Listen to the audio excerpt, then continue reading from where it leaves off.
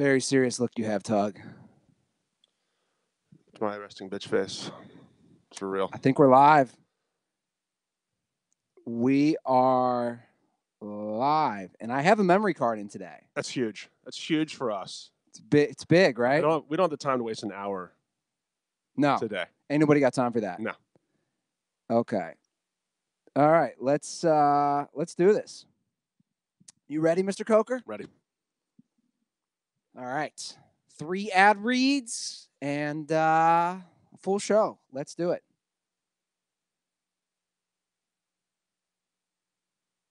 Welcome to the Dirty Sports Podcast. I am your host, Andy Ruther, coming to you live today from the Smut Studio in Venice Beach, California, with my fill-in co-host, sitting on my left, the one and only Tug Coker. Hello, Andy. Oh, that was very good today. I thought it was pretty strong. Yeah. I have the tea. Coming out hot. I have the tea from the Andy Ruther microwave. How is it? It's really mic'd up. It's very good. It's Trader Joe's green tea. It's not a sponsor yet. No, but it's an Andy Ruther staple. I had it this morning. I told you I'm on East Coast time, so I was wide awake at about 5:45 in the morning. Every day green tea? Every day green tea. Yeah. I try. So good. Tug, we got a great show today, and we're going to do something we've never done before. We're going to have Praino also on the phone. Wow. I'm pretty psyched up because I haven't had a chance to talk to Joe very much over the past couple weeks, and I know he's got some great takes on playoffs. Playoffs? It's a good Jim Mora. I got that natural crack in the voice, yeah. So it works pretty well. Yeah, I feel like I haven't seen Praino forever. He's a busy man. Very busy. He's on a stand-up thus He's tour. filling up the Instagram with some great travel pics. Is he? Well, the stories. A couple stories. Story or two. I feel like he's not a big Instagram guy. I think he does it to spite Instagram somehow. You think that's his play? Probably. You're not a big Instagram guy, are you? Although you did a great... Can I talk about your picture? Oh, the January, December? That was a good one. It's true. That was a good one, Tug. My year fell apart. Why did it fall apart? Just, I had a second kid, you know what I mean? And that sort of changes your life. And then you have a show that you expect to air that doesn't air. That's going to air in 2019. We'll talk about that later. Wait, is that for sure? It's almost rock solid. So I'm excited to share those details later on. Guys, if you're excited right now, I see all you in YouTube. If you're excited about Tug's news, give us an upvote. Give us a like in YouTube. Spread the love. Spread the wealth around. I'm gonna need all the dirt balls in some due time for this show, but I think the dirt balls are gonna love it. So, but I'm here for one reason, really, just to fill in for Joe Praino. But I'm excited to bring all three of us together and talk a little football. Let's do it. How about this? We'll start the show off. We got a lot to talk about, but Praino is busy, like I said, performing in the Phoenix area. So if you guys are in that area, please go see him and Eddie Ift this weekend. I think we might even have him on the phone right now if we want to jump into NFL playoffs, NFL news, a lot going on. Joe Praino, are you there? Hello, Tug. I've always wanted to hear that. I've always wanted to hear a hello, Tug, from Joe Praino. Happy New Year, buddy. Happy New Year to both of you guys. How's 2019 treating you so far? I can't complain. Spent a couple 7-8 nights with the fam. Now I'm back here, and I have basically a brand new looking carpet, courtesy of the mayor, who decided to deep clean the Smut Studio, Praino, while I was out of town. I know, and I'm just wondering when you guys are going to make it official and just come out and tell everybody that you are, in fact, a couple. Joe, I was saying the same thing when I saw Andy this morning. Why did I say this? One, the carpet. Two, Andy calls me, tells me he's borrowing the mayor's car, running some errands. Yeah. The mayor, he has keys to the mayor's car. The mayor has keys to his apartment. They're always doing they're more of a couple than I am with my girlfriend. Healthiest relationship I know. Just like while you were gone, I carpet cleaned your apartment, hon. And here's the best part. His girlfriend was questioning the whole situation, apparently. Like, dude, what is happening here? She was here fair to question, watching him deep clean my carpet. Yeah, of course she was questioning the whole situation. She was like, wait, have I been a beard the whole time? I said he should just moved him to the apartment next door while he was at it. Just move him right in. Yeah. I'll tell you what, man. He would be. This is, by the way, I think this is all part of Andy's eventual plan. You know, he really wants the Smut Studio to just become a studio, which I think is going to happen when he moves in with the mayor. That's the way he's going to do it. Yeah. Oh, not a bad conspiracy, Praino. I kind of like that. Well, you know, new rule in the Smut Studio: people are only allowed to wear shoes when on air. Wow. Okay. Otherwise, you're going Japanese. Yeah, that's right. But what does the on-air thing have to do with it? I mean, if you wear socks, I mean, like, no, you can wear socks, but I'm saying now that the carpet is the cleanest it's ever been, I will not be wearing, because sometimes a lot of times I'm normally not in shoes in my apartment, but I will never be wearing shoes now. I got to appreciate this finely clean floor, which who knows at this point, you talk about people questioning. I sent pictures to my mom and she's like, who did that? Now she has met the mayor too. Now I think she's like, what is going on here as well? She's like, wait, he cleaned your carpet? Question. It's fair to question. I think for the shoe thing, because you're saying shoes on air, but that still goes against, then somebody walks in and they're dirty shoes. I think what you need to do is you just need to buy me a really nice pair of like Stan Smiths that'll just stay there. They'll just be my show shoes that have never gone outside. Or you have a sponsor the bottom of your sock so that it's always in front of the camera and you get the boom. Added revenue right there. Or I'll one-up that. And I'm wearing their clothes right now. They have shoes. I get another pair of amazing shoes from our official clothing sponsor of the Dirty Sports Podcast, Flag and Anthem, Joe Praino.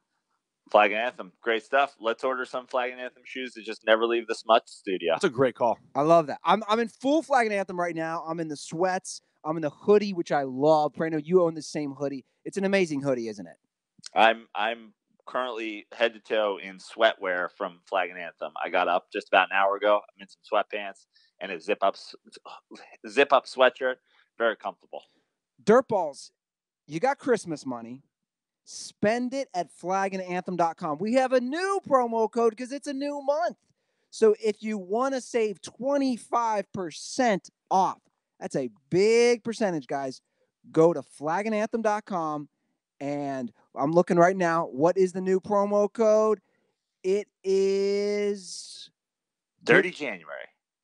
Dirty Jan. Sounds like a girl I dated back in the day. Go to flagandanthem.com, drop promo code Dirty Jan. That's DIRTYJAN. Gets you 25% off that Flag and Anthem order. She was sick of Marsha getting all the attention, so she became a whore. You know what I'd like? You know what I'd like is to piggyback on Flag and Anthem is I'd like to have my own Flag and Anthem co-hosting outfit, and I come in like Mr. Rodgers. Ooh. And I'm wearing my regular gear, and I come into the Smut Studio, and I put on my Flag and Anthem official co-hosting garb. And I wear that, and at the end, I take it off and I leave. I think we can make that happen. Let's do it. I think we can make that happen. I love all these ideas. God, the new year is just fresh of ideas. It's the green tea. It's the Trader Joe's green tea and the sis. Well, let's get into the NFL stuff. Now, Praino, what are we thinking first? Let's talk news and then move into our picks. Sure. That sounds great. By the way, I took a napkin. I took a paper towel out of the kitchen here at our comedy condo, and I wrote on it in pen, "Don't swear." So I've got that for once we get into playoff talk. I'm just going to be staring at this napkin. Well, let's let Tug know. Tug, just so you know, this year's bet during the regular season picks was the loser is not allowed to swear during NFL playoff talk. Should the loser swear during NFL playoff talk, that person, which is Joe, is not allowed to watch the Super Bowl. Wow. I love this bet. I mean, as a person, I as you know, avidly tries not to swear on these things. Are you doing this in honor of Philip Fudgin' Rivers? Or just because? Well, we did it because I thought of it when we did the no swearing episode. And here it is. I think it's a great idea. I'm excited. I mean, and YouTube's going to blow up when one of you slips, right? Well, I can slip all I want. Oh, you can. Because I beat Praino during the regular season. Gotcha. It's all about those picks. I'm in now. All right. Well, speaking of, this is probably going to make everybody swear. Antonio Brown, what the fuck is happening? What the fuck is happening? Are you, Andy? I've got to ask you one question. Did you consider wearing the L chain today after yelling at me that Antonio Brown is in fact not a diva? I don't remember ever saying that ever. Oh, I want someone to pull that clip. I don't remember me ever saying he's not a diva. In fact, I've gone on record saying all wide receivers are divas for the most part. We're gonna need a clip puller for the show. That's gonna be our intern. Be like, go back and be an archivist. Yeah, because I don't believe I've ever said the words that he's not a diva. I mean, he was on Dancing with the Stars last year or the year before that. Come on. He was on the new Fox sing-along show, The Mask, the Masked Singer or whatever, last night. First guest. Yeah. Well, apparently this, obviously he's had his moments. He said, "Trade me." He's been in fights with guys on the team. He's whatever. But when Ryan Clark just dropped a hammer on him on ESPN, he basically said that he's been a diva from the second he signed his contract, and that, I mean, he went all in on him. That was pretty interesting to watch on Instagram too, because he called him an Uncle Tom. Called him an Uncle Tom, and then there's a lot of athletes tweeting on both sides, support for each person. Very, very interesting. Yeah, I would love both of your guys' takes on this about what Ryan Clark said. Obviously, he's in the media now. He works for ESPN. Was he out of bounds for what he said? Praino, we'll start with you. What do you think? I don't know how he would be out of bounds.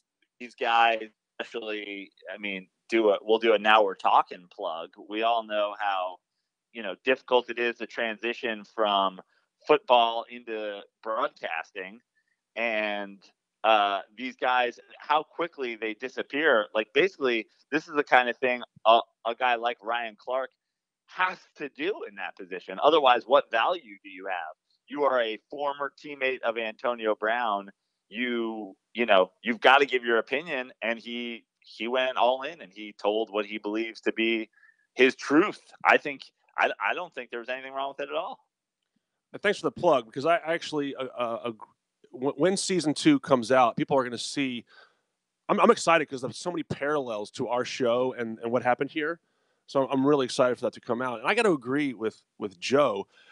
Frankly, my sister worked for the Redskins about 10 years ago when Ryan Clark was a player on the Redskins, and she loved Ryan Clark. And she loved Ryan Clark because he was always honest and always spoke his truth. And the thing is, I don't think he was like bashing him. He just said, when this guy gets money, he's going to be a problem. And I don't think anything he said is wrong about that. I mean, he didn't deny his greatness as a player. And I think that's his job. I know Uncle Tom is one of the worst things that you can throw out about another black man. By the way, I want to talk about that too. And look, obviously none of us are black guys here, but I think, to me, tossing that term out, and I've said this on Dent Report, or tossing some of the other slurs about the quote unquote sellout black guy by other black men, I think that's base. It's It's the new you're racist. It's the new you're a Nazi. It's like, whoa. Let's backpedal a minute. He shared an opinion. He used to play with you, like we all know, right? They were teammates. He's getting paid, like Joe said, to share these insights. So suddenly, he is an Uncle Tom. I just think that really, again, I'm a white dude, but that bothers me just to nonchalantly toss that out there. So some of the comments I saw were like, why is Ryan Clark trying to like take away some of Antonio Brown's money or his bag? But I don't think it's ever going to happen. I mean, Antonio Brown's getting paid, so like this is never going to take away from Antonio Brown's money. And I think what's shocking is it's one of the first times I can remember where an analyst will talk about other players. Like you see Dion all the time. You don't talk about a man's money until his game is funny or whatever he says. Yeah. This is the first time I've ever seen maybe people talk about from former teammates' perspective, inside the huddle kind of stuff. I don't think I've seen that before. I think that's why it's so shocking. Now, the thing with Antonio Brown and this Steelers situation is they're basically a three-headed monster on offense. Juju Smith-Schuster is obviously an emerging star, but the last 5 years has been Roethlisberger, Le'Veon, Antonio Brown, and now you've got Roethlisberger is based. I mean, we all know his history, plus him, wanting to retire last year after a bad game. We've got Le'Veon Bell, suspended and then sitting out and then never returning. We've got Antonio Brown apparently throwing the ball at Roethlisberger, demanding to be traded, being a diva from the day he.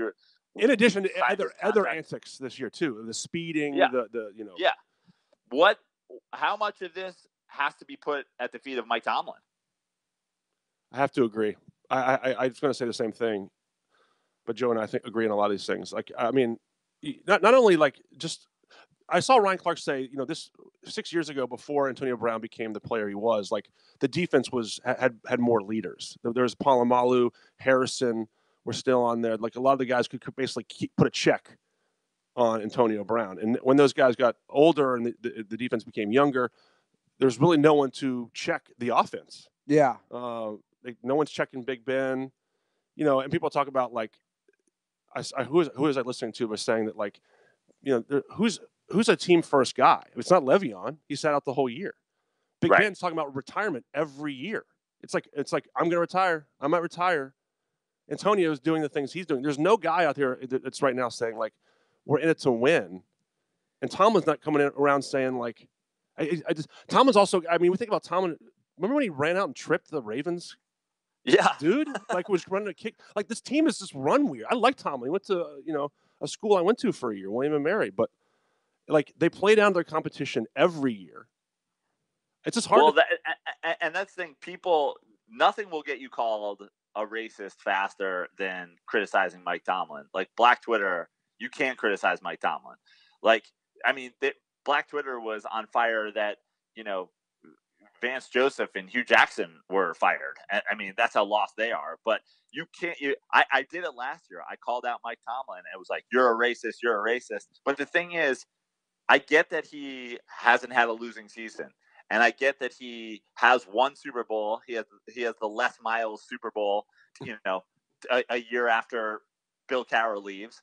But the thing about Mike Tomlin is, if you go through their history of they make the playoffs, then what do they do once they make the playoffs? Like it's not great.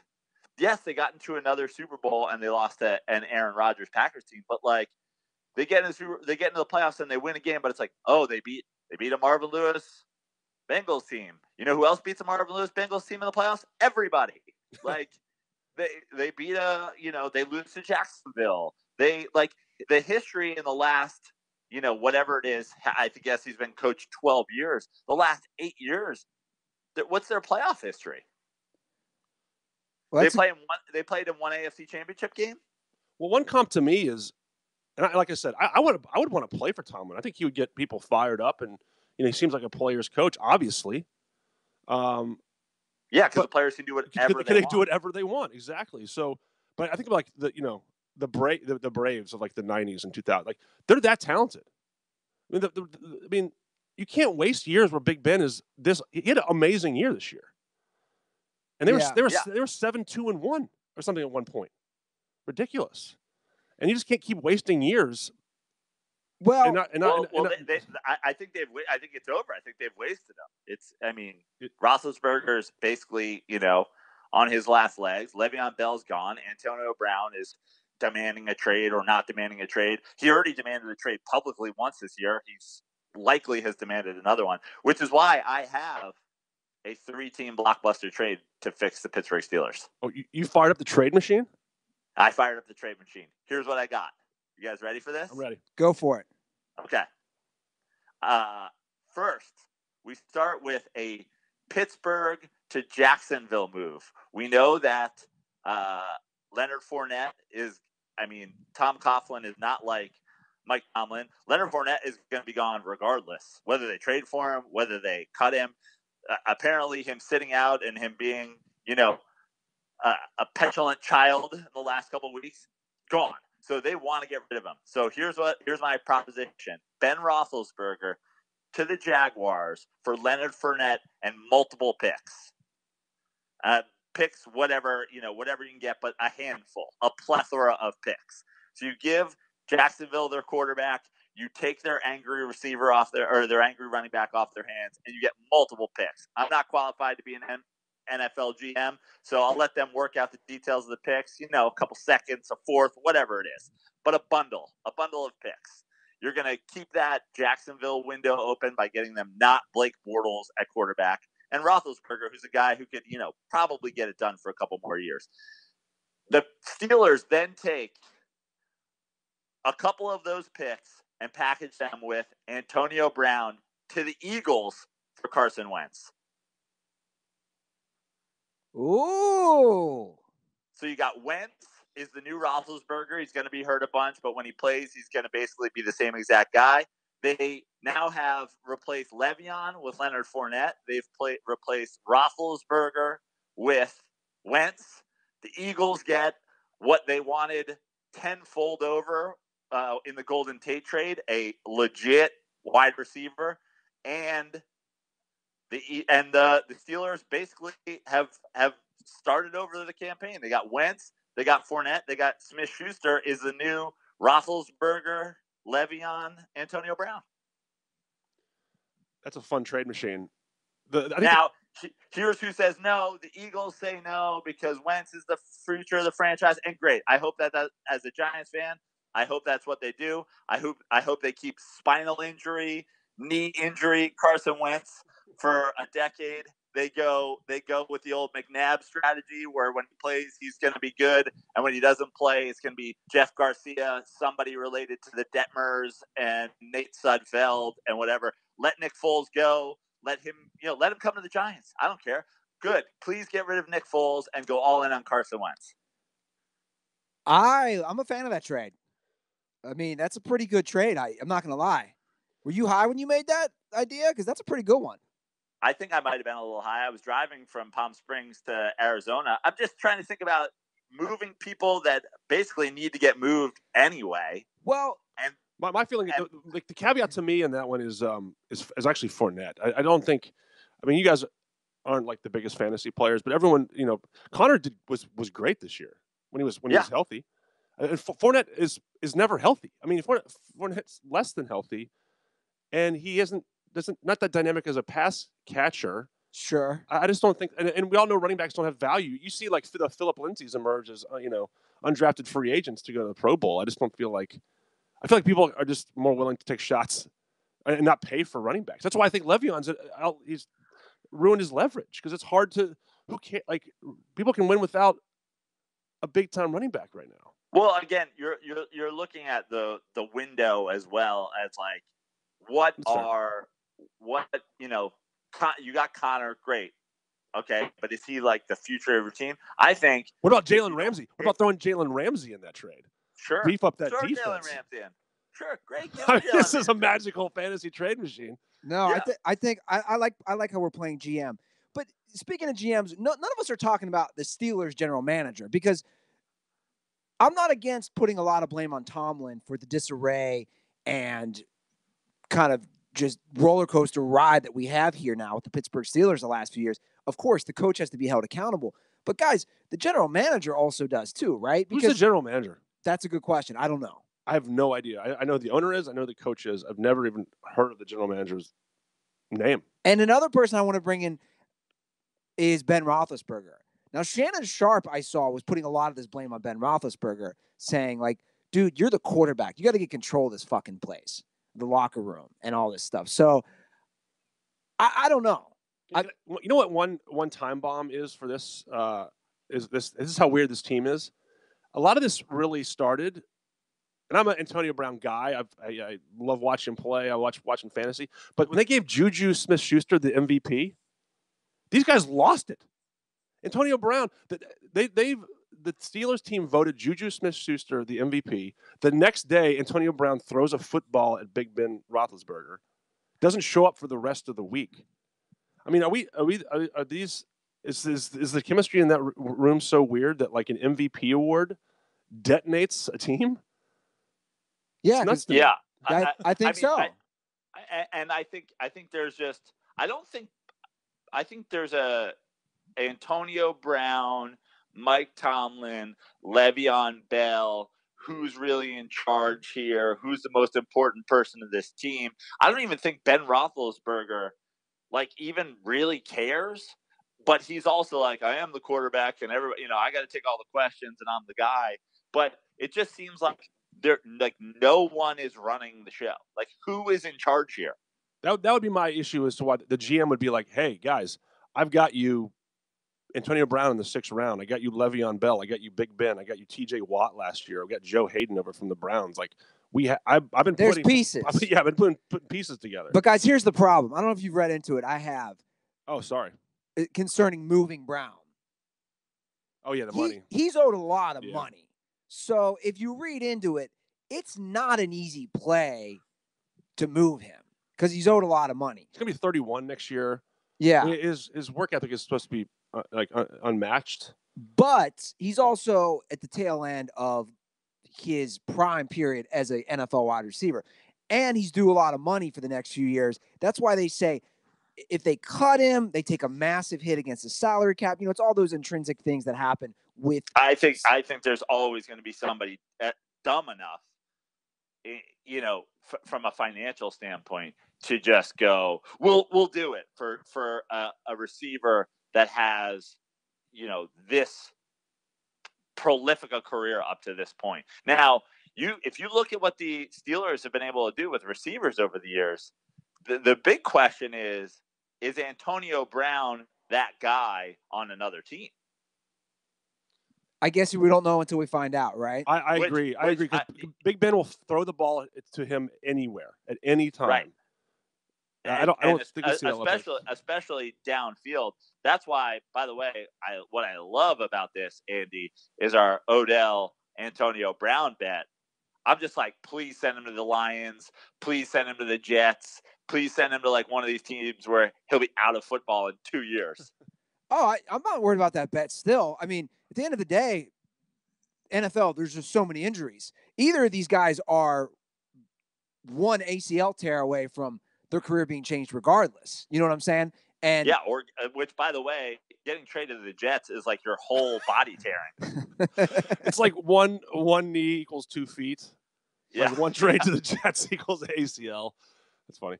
But look, these guys, they're all divas for the most part. These stud wide receivers, and Ryan Clark brought back, what he saw as far as once he gets the money. Can you really most of these guys do bring baggage when they start getting paid, especially that position, right? Well, can I say something? I was listening to a friend of the podcast, Andrew Hawkins, on the Tomahawk show yesterday, and he made up. I thought he brought up a really good point where, you look at the adversity that Antonio Brown has dealt with in his career, or his life. I know his upbringing was kind of rough. He left early from college, got drafted in the 6th round. So my point is, he's been constantly getting a lot of no's. You're not going to make it. You're not going to make it.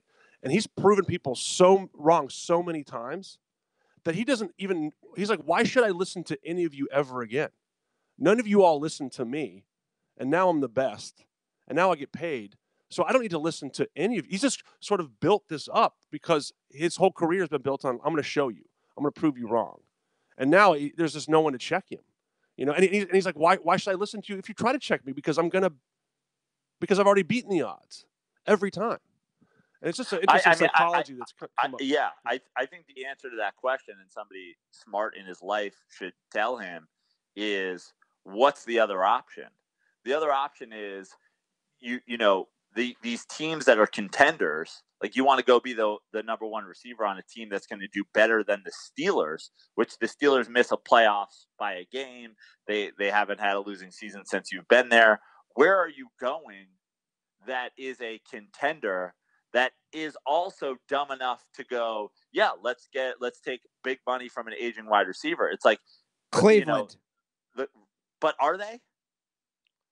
I mean, they just gave that money to Landry. Like, are they throwing that money at Antonio Brown? I could see it. I think Cleveland sees the success of Baker Mayfield and them winning 7 games this year. And he just put the Browns on the back of his jersey last week. He just wrote an S.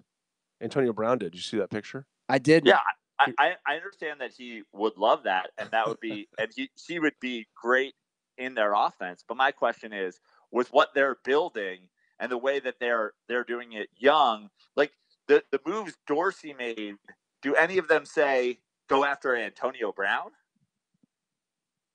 Well, I mean, we should revisit that before they got Jarvis Landry. I mean, if they didn't get Jarvis Landry is a sort of an equivalent move, probably a lesser move. I don't think you can do it twice. I think you have trouble, but they do need a number one though. And suddenly you're bringing in Baker is obviously the guy in Cleveland now. Suddenly you're bringing in a guy who wants to be the number one guy in the locker room. Just seems like I don't know if that would be a smart move for the Browns. I think that's the point. I think you hit the nail on the head there, which is we don't want to bring anyone to tarnish the growth of Baker Mayfield. I think that's why they say no to that trade or whatever, any sort of. Tug, you got to stop moving your leg. This camera's sensitive, I've noticed. Every time you move your leg, the camera moves. I think it's just Tug, you're not allowed to move on the the camera just naturally wants to follow me. It's very sensitive. By the way, we're doing something new we've never tried. It threw Tug off for a minute, Praino. I've put the live feed up on my big TV. It's so stupid. You're just watching ourselves on a delay. Okay, you want me to take it off? I just don't know why. Are you just enjoying watching yourself? Are you like the guy at FaceTime who watches himself and doesn't talk to the? Well, I have this over here. You have 3 screens of your face in front of you. What are you doing? This is like when the quarterback goes to the sideline and looks at the Microsoft Surface of the play that just happened. That's right. Andy has a screen. He has the big screen of us on delay. He has YouTube on his computer, and then he has an iPad of himself in real time. This is insanity. Well, I was hoping to get comments, and then I just left it up there. For some reason, the comments of YouTube are not showing up on Andy. Andy is simultaneously the Big Ben, the Le'Veon Bell, and the Antonio Brown in 30 Sports. And he just yells at me for moving my leg. I'm sorry. I still love you, Tug. It's all right. I know. It's all right. We'll still get you that brand new flag and anthem gear. My Mr. Rodgers neighborhood. Your Mr. Rodgers neighborhood. Okay, from one AFC North debacle to another, we got to talk about my hometown Cincinnati Bengals. Hugh Jackson is getting interviewed. Like, this is not a test, people. This is for real. You can't make this shit up. Hugh Jackson, even if he doesn't get the job, he's interviewing for the head coaching position of the Bengals. The Rooney Rule is wild. Kevin Hart's also interviewing. Praino, you asked me last podcast, what are the people supposed to do after I said, do not support the Cincinnati Bengals? You said, well, Ruther, if you live in Cincinnati, what the hell else are you supposed to do? I'll reiterate my stance again. If you live in Cincinnati, just don't support the team. Sorry. We see boycotts all the time with corporations, with companies. You cannot support an organization that is interviewing. I saw today, I was watching the NFL Network because I was up this morning. This is who the Bengals have set to interview. Hugh Jackson, Vance Joseph, and Josh McDaniels turned them down. So let's their offensive coordinator, Laser. So it's like, these are your options? These are the Cincinnati Bengals options? You can't support this organization. It's disgusting. They don't want to win. They don't. I know there's a lot of Brian Kelly Bucks talk. Brian Kelly, former Cincinnati coach. Where's Brian Kelly Bengals talk? That's a downgrade. Dude, I had this discussion with my family over Christmas. We were discussing that. These college players, especially elite ones at elite programs like Brian Kelly, who make a lot of money, that is a downgrade. If you went from the Notre Dame Fighting Irish to the Cincinnati Bengals, that is a downgrade of a job. Do we all agree? That's a downgrade. It's definitely a more secure job. Way more secure. Yeah. You could say the same thing about the Bucks, though, right? I'm talking about the Fighting Irish. Notre Dame is such a secure job because he just did he just got blown out, and he can do that every year. Like beat middle of the road team, beat Navy every year, go to a good bowl game. I mean, anyway, sorry, Joe. Why am I talking about to apologize to me? Yeah. No, but I think it's a downgrade because you're playing for Notre Dame versus playing for Cincinnati. It's my argument is the Bengals organization. The only job that would be interesting for Josh McDaniels just turned down the interview. He didn't even want the interview. But my point is that job for the Bengals is for the kind of middle of the road defensive coordinator, offensive coordinator who uses it as a stepping stone. a lot of these college coaches should never or would never want to come to the Bengals because you're playing for owner Mike Brown. It's a complete downgrade, in my opinion. Can we just talk about Josh McDaniels for a second? Turning, in what world does Josh McDaniels have the right to be turning? I mean, he just turned down the Colts job. Sure. After he took it. I mean, his Broncos run wasn't amazing. No, it wasn't good at all. So I feel like there's red flags around that dude. Not that I want to stay on the Bengals topic, but man, this guy has got quite the ego on him. Or maybe Belichick has some dirt on him and he can't let him go, or he can't leave. He's the Putin. Yeah, or the same way Kraft did with Belichick. He's already told McDaniel it's only a matter of time.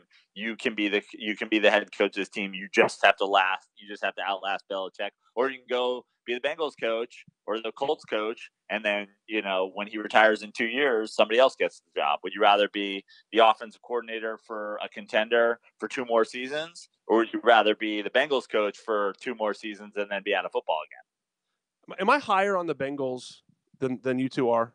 I mean, I think the ownership in Ohio is the problem for both teams. We can agree on that, right? Yes. But I think there's pieces in Cincinnati that if you brought McVay in to coach Cincinnati, they're a quality team, right? Like they'd probably make the Final Four teams in the AFC. I mean, they have good pieces. Their defense is terrible, so they need to rebuild the defense. But hold on. But therein lies the problem. Let's bring it back to Marvin Lewis. Their defense is terrible, yet Marvin Lewis was the defensive coordinator on the Ravens. My point is Marvin Lewis made his name as a defensive coach. I don't think anyone's arguing that Marvin Lewis should have been gone a couple of years ago. But also, who are their pieces? Like the real standout pieces. I like Mixon. Okay. Mixon led the league, the AFC in rushing this year. Mixon, he AJ did. Green. Yep. Mixon led the AFC in rushing. Yes, he did. Wow, that's a stat I would have known. AJ Green's obviously getting on the back end of his career, but he's still when he plays, he's still pretty good. And Boyd has shown flashes when, and he's emerged from. Tyler Eifert's great when he plays one game every 4 years. We agree Dalton's probably not great, but at one point they were 5-2 or something like that. No, the Bengals started 4-1. They finished 6-10. I'm just saying that I still think that there's reasons for optimism in this. I don't. I think they should everybody in Cincinnati should go murder the entire Brown family. I'm very interested to see where these coaches. This is a very interesting coaching carousel this year because everyone wants that young guy, and the young guy's really not. The only guy that's young out there is 2 guys: Cliff Kingsbury, who is now currently at USC, but maybe going somewhere else. Yeah, and Todd Monken, who's the offensive coordinator in Tampa Bay, who is responsible for Joe's boy Fitzmagic. Well, I think Fitzmagic is responsible for Fitzmagic, but he's responsible for whatever Jameis Winston is, I guess. Good offensive mind. Coach Nick Mullins, I believe at Southern Mississippi, but he's a hot name for guys like in the Jets and these other offensive minded teams. So watch out for that. So I'm really interested to see that, and I'm interested to see where our man Mike McCarthy ends up too. Well, let's get to Mike McCarthy. Mike McCarthy's going to the Browns. Isn't that the stat? That'll destroy Baker Mayfield's momentum. I feel like. I agree. I agree. We all agree. How come everyone on Twitter sees that as well, except for the people that are hiring?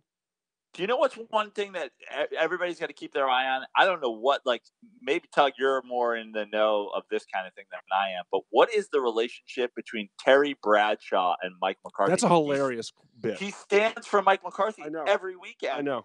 And Mike McCarthy's no one was even talking about Mike McCarthy this weekend. All he ever does is talk about how great Mike McCarthy is. I don't know. I haven't done my deep dive on that relationship. It's no Mayor Andy Ruther. That's for sure. You never know. You never know. Maybe he's borrowing his car. Maybe Mike McCarthy was gone one weekend and Terry Bradshaw showed up with a great plate of cheese curds and he deep cleaned his house. His house's carpet. You never know. I mean, it's truly the only explanation. Mike McCarthy shouldn't be being talked about in Week 17, and Terry Bradshaw's going if you want to go to the Super Bowl, if you're the Jets, if you're the Browns, if you're the Bengals, Mike McCarthy, he's just sitting right there, ready to win you 10 of them. And I agree. You know what it is, and I hate to see this. It's these recycled coaches. It's the same shit. I'll bring politics into it. It's the same thing. It's the exact same thing you see in politics. You made the joke last episode, which was the title of the show, Praino, about Marvin Lewis being Hillary Clinton, which was a great joke. And it's true, though. This idea of just recycling these same people over and over again, I don't get it. Mike McCarthy was fired for a reason. He went to one Super Bowl with the greatest quarterback of all time. So who are these GMs and these owners out there thinking he's the right choice? It doesn't make logical sense to me and clearly to us. So I don't know what these guys are thinking. Can I just say one thing about the Arizona? He's talking about the recycled coaches. Steve Wilkes, I believe, was the former coach of the Cardinals. To me, that's the biggest joke firing. He got fucked. I mean, his quarterbacks he's dealing with are a rookie thrown into the fire. Sam Bradford started the season, and then Mike Glennon. Yeah. I mean, I expect to do anything with that. Yeah, go. You got 1 year. Go prove how you're worth your the head coaching position with those three quarterbacks. I mean. That one kind of pissed me off because Steve Wilkes, he got the raw end of the deal. Now there is a lot of chatter. I didn't want to go into it, but I am. There's a lot of chatter about all the black head coaches being fired. In my opinion, they were all justifiably fired, but him. I agree. Yes. It has nothing to do with race. Nothing to do with race. Yeah, it's the NFL. But let's get to this week's pick. And also like Wilkes is like what is he going to do in 1 year? But I'm going to say it again because let's do it. I'll go. I'll be the guy who gets all of the black Twitter hate. The balance for that is Mike Tomlin just has a job for life, and Marvin Lewis got to coach for 15 seasons. So there you go. For every Wilkes, there's a Marvin Lewis. I am interested to see how Mike Tomlin's that era ends because we all know the Steelers don't fire coaches. Right. So what's going to happen? Is he going to do? He's obviously just going to. They'll probably a forcible resignation. I'm not saying it's this year. I don't think it'll be this year. I'm just curious. He's going to go on the mask, and when they pull off his zebra head, there's going to be who is it? Rooney, the owner of the Pittsburgh Steelers, is going to be the judge. Is going to be like, "You're fired." It's all going to be tied up. It's going to be a promotion with Fox. I think that's why Mike Tomlin it will be the coach of the Steelers forever because when you take that he is black and the Rooney rule, like I think there's some sort of loophole where like now he's an unfireable coach. He's a black head coach that works for the Rooneys. He can't be fired. He's like the Pope. He has the job until he has the job until he dies. Now, one more thing before we move on from coaches, because I've been hearing, and since we just talked to Arizona, I've been hearing Bruce Arians' name thrown around a lot.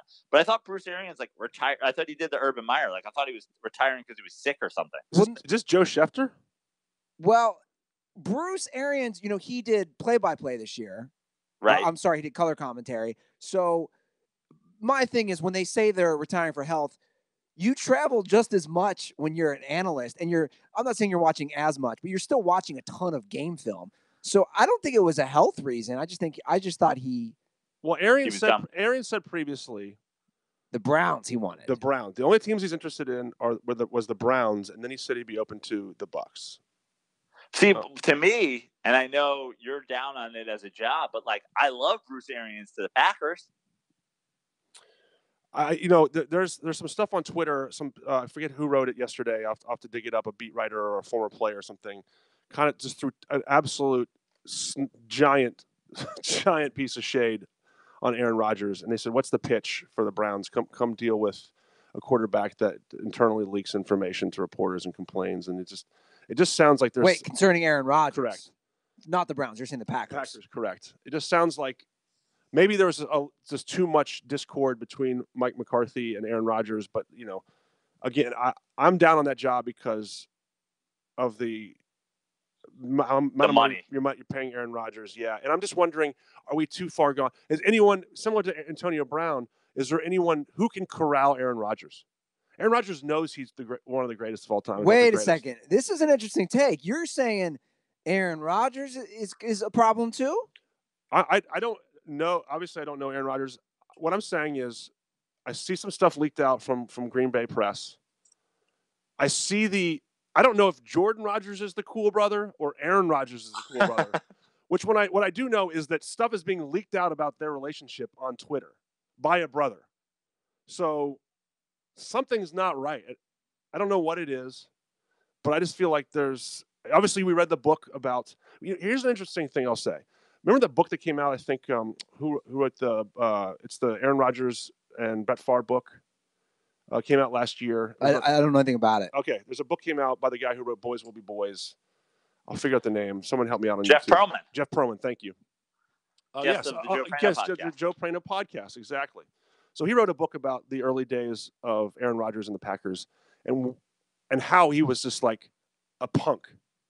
Aaron Rodgers, just a total punk, going around talking about how smart he was, and just sort of not like, just kind of like easing himself into the Packers organization. And to bring back my boy Hawk, Andrew Hawkins says, I believe that people don't change. They just are who they are, regardless of money. I think that's a bad take. People change. Okay. God damn it, I've changed. Well, you don't have any money. So. You don't have any money. Yeah, we'll talk about when you have money. Damn. Double shots fired. Jesus. Kick a guy while he's down. So, I love Aaron Rodgers. I love watching him play. I don't know anything about behind the scenes. But what I'm saying, where there's smoke, there's fire sometimes. Okay. So I'm just curious. Well, let's get to the picks. But before we do that, guys, if you want to see NFL playoff games, you should get those tickets via SeatGeek. SeatGeek is the only app that Joe and I use, the only app that Tug uses. Tug not only sees sports events, this guy has been on Broadway. You can go see Broadway via SeatGeek. Did you know that, Tug? I did. You could go see Hamilton. You could even see where you're going to sit to see Hamilton via SeatGeek. So Dirtballs, download the SeatGeek app right now. I was showing it to my dad, and I'll tell you what, guys, when I told Walt Ruther that he got to save $10, his head exploded. In fact, he was so happy, he took me bowling. He used that extra $10 to play 2 bowling games. So, guys, download the SeatGeek app right now because, best of all listeners get $10 off their first SeatGeek purchase. Just download the SeatGeek app and enter promo code DIRTY today. That's promo code DIRTY for $10 off your first SeatGeek purchase. SeatGeek Life's an event. We have the tickets. Okay, we are talking NFL playoffs. Go, Tug. 20 seconds. Related to SeatGeek. Joe, give me a 30-second review of Tom York in Las Vegas, please. It was absolutely fantastic. It was in a very small theater. It was probably like around 1,000 people. It was a place called the Chelsea in the Cosmopolitan. And what I loved, it was small enough where he had like a very like small size for, super rock stars screen and light setup, but it was like perfect for the room. And I felt like it was like me and Tom and a light show, and it was fantastic. The whole room was like shaking.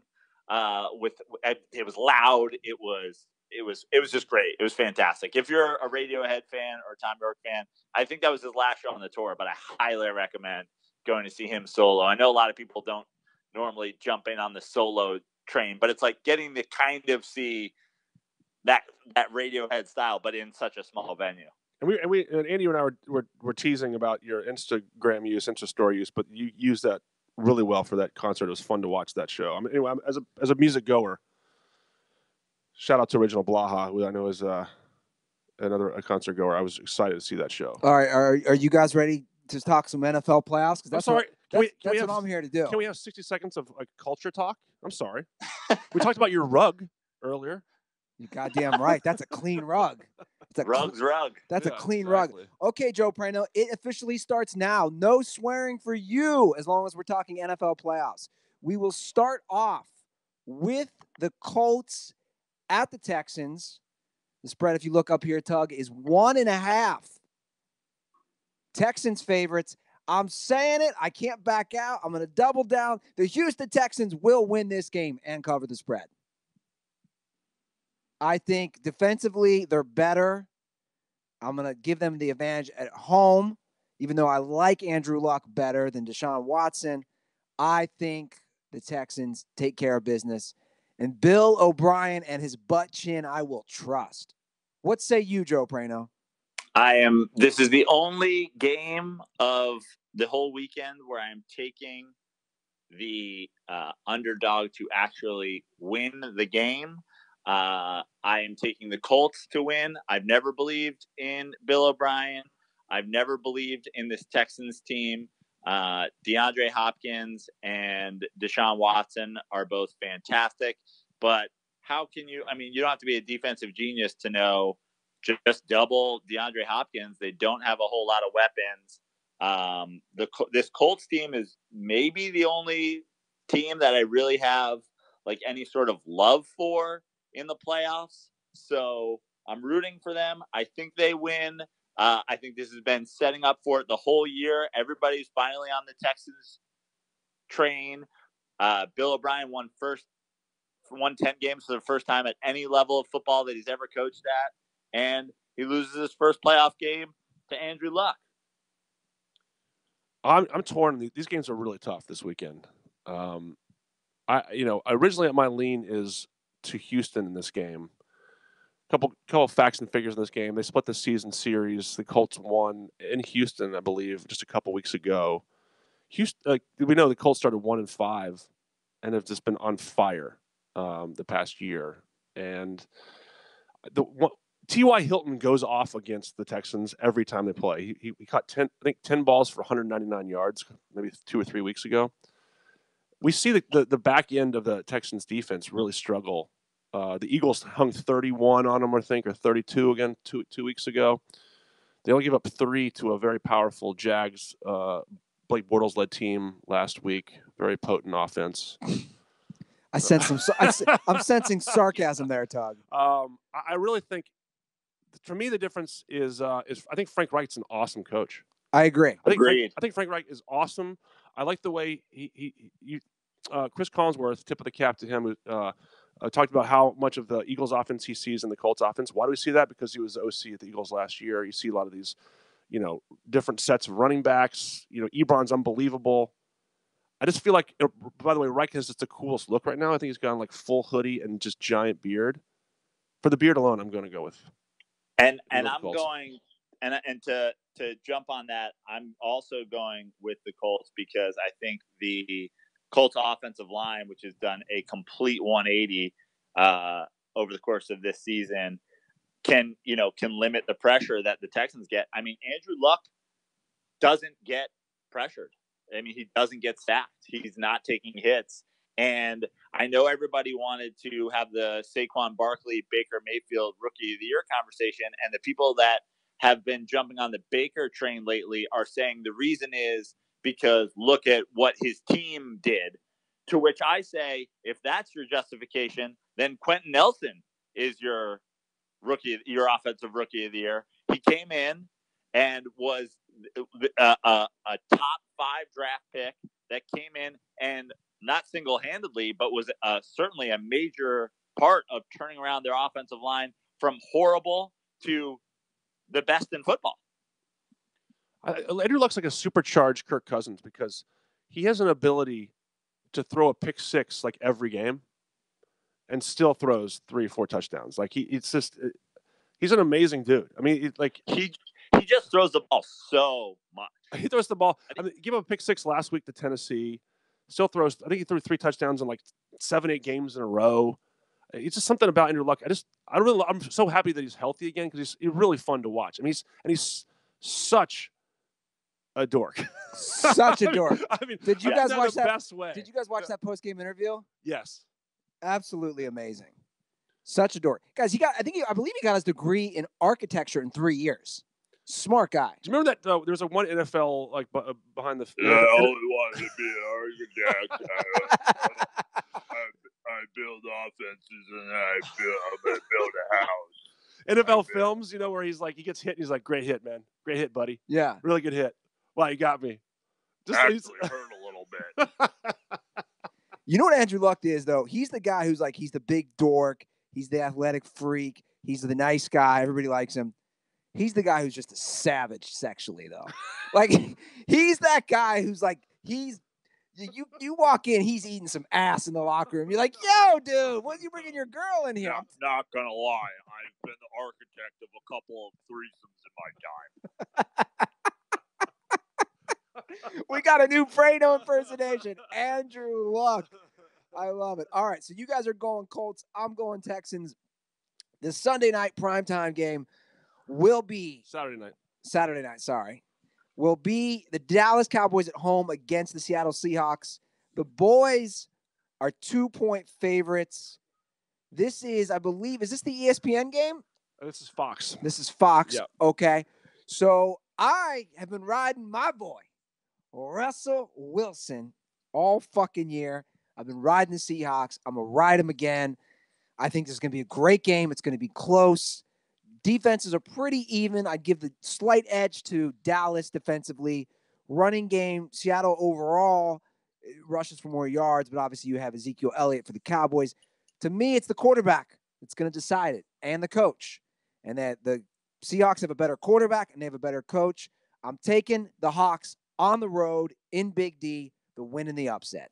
Now, before I let Tug answer this and give his take on this game, I got to say that a couple of weeks ago, he was on the show. He called the Seahawks paper tigers. You are an unabashed Seattle Seahawks fan. Tug is a Dallas Cowboys fan. I feel like there's a bet in order here. I am a Russell Wilson fan, for the record, and I believe in Pete Carroll. I don't believe in Jason Garrett, but I'm ready to take a bet. We'll do something. You want to do some Trader Joe's green tea? Praino, is that your supply of green tea? That's the most Tug Coker bet ever. A year supply of green tea. You know how cheap that green tea is? I have no idea. You get a 48 pack of that for like $2. So I'll buy you 40 packs of green tea. Lifetime supply? Yeah. The green tea bet. There you have it. All right. A year supply, which will be like $20. Done. Joe, you go first, then I'll tell you my answer. I got to say there's some portion of this that I do agree with Andy Ruther. I agree that the Seattle Seahawks have a decided coaching advantage. When I look at this game, like with my gut, I say the Seattle Seahawks win this game on the road in Dallas. But when I step back from how bad I think Jason Garrett is and how much I don't like this Cowboys team in general, and how much I honestly don't like this Seattle Seahawks team in general, what I'm left with is it's on the road. The Seahawks are a different team on the road. I mean, not that I believe in the Cowboys at home. I think if there was going to be any team that loses a home game and just their fans just, walk home sad in their jean shorts and their Jordans, it'll be Dallas Cowboys fans. But the pressure that Dallas, I think, will get in terms of a pass rush and my longstanding true criticism of Russell Wilson, his inability to handle the pass rush. I do think that this has a smell of a Russell Wilson 8 for 14, 79-yard first half, where one of the drives is 15 runs down to the 2, and then he gets his play action 2-yard touchdown after an all rushing drive, and everyone's, look how efficient he is. It's amazing. It's so efficient. But I think it stinks of a Russell first half on the road. And I'm going to take the Seahawks to cover, but I think it's going to come down to the last play, last kick of the game. And I'm taking the Dallas Cowboys to win the game. Can you scroll back up, Andy? Because that line is like 2. That's right? what I'm saying. It's up 2. Oh, yeah. Yeah, I'm saying it comes down to a Dallas Cowboys kick at the buzzer for the win. Wow. Brett Maher getting it done, showing everyone that we don't need whoever Bailey? Yeah, Dan Bailey. I want to bring something up to both you guys. Uh-oh. If Dak loses, this is what, Dak's 3rd year? Yeah. So he's only played one playoff game. He lost to the Packers at home, right? In a classic. Absolute classic. No, it was a great game, but played really well. He did have a good game. But I just want to bring up, this is one of those games, in my opinion, for Dak to take that next step. Whether he has a great game or not, at the end of the day, we judge quarterbacks by their wins and losses come playoff time. Whether it's right or wrong, we do. I know it's a team sport, but we do judge that way. I think this is one of those games that he has to win. Well, the bad news is for the Cowboys is that Evan Silva on Twitter talks about the decided splits that Dak has when he plays man-to-man defense. He's very good. When he plays a zone defense, like the Colts, he's bad. Seahawks have been playing a lot of zone this year. So I don't think we're going to see a big Dak game this week. What I think we're going to see is the man who rested week 17 knowing he's going to get the ball 35 times on Saturday. Zeke Elliott. Now, the Seahawks have been known in the past for their defense. Russell Wilson's been awesome. I lean towards they're a part of the argument for Russell Wilson being really good. But their defense has been not great this year. Good, not great. They give up almost 5 yards a carry. They gave up 24 last week to the Cardinals. You can see people run on them. I do think the game will be pretty low scoring because they're going to see so much running. Clock's going to get absolutely eaten up. I'll tell you what, the over-under is currently 42.5 that we're looking at. I would for sure take the under. I agree. I'll take the under in this game. Here's why I like the Cowboys. I try to think about where public perception is. I feel like everyone this is a revenge game because the Seahawks beat Dallas in Seattle, I think, week 3. It's an opportunity for Cowboys to get some revenge, and I think that's the Cowboys are going to win this game. As a Cowboys fan, though, I think you should want them to lose. Why? Because maybe that ends Jason Garrett's era. No way. He got him to the playoffs. He's not leaving this year. No, there's no way he gets fired if they lose this game. So, this is also, by the way, the Tony Romo dropped extra point revenge game. That's exactly right. I wanted to bring that up. Thank you, Joe. Romo's coming out as the 53rd man to hold, and he's going to make it happen. Even though last game was in Seattle when that happened. That's correct. He will not be calling the game because it is a Fox game. That's why he'll be active. Yeah. He will be ready to go. Yeah. Can I say something about Romo now that we're talking about him? And I tweeted this a few weeks ago. I'm not the biggest fan. He knows his stuff, but you know what I don't like about Romo? I think there's fake enthusiasm. Could not disagree more. And this is time for TC Minute. No. Hold on a second before you do your TC Minute. Let me explain my point. Yeah.